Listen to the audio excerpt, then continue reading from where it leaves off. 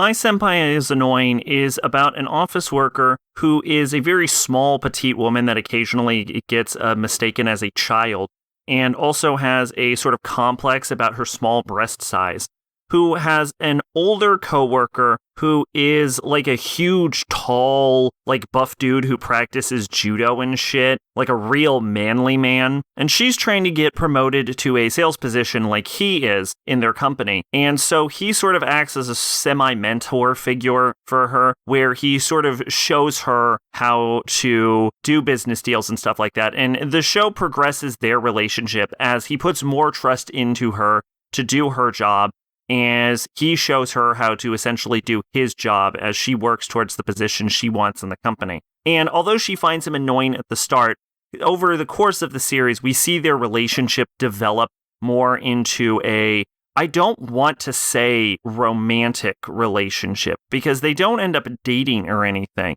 but it's a sort of relationship where they have friends, they're friends, and they rely on each other, and it's almost like they almost have like a mutual crush on each other, but neither of them will really admit it, but neither of them are particularly in denial either. It's a sort of like, the show is ambiguous as to their feelings, and it feels as if it's leading into them becoming a couple and getting into a relationship, but they're still at the early stages where they're developing feelings rather than having fully realized them.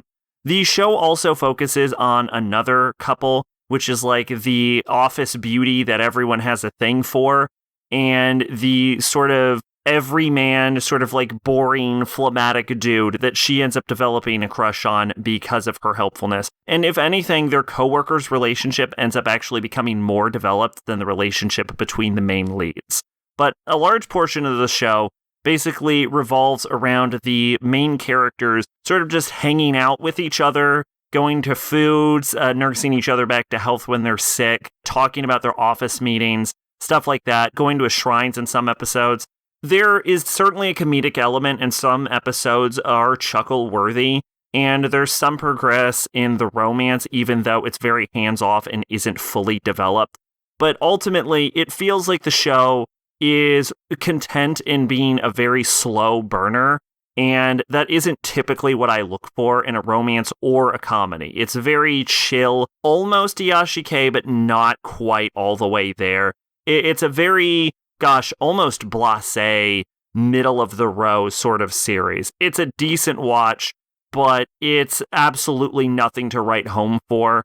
And this is one of those scenarios where if there was a second season, I'd watch it, but I could give or take it all the way around.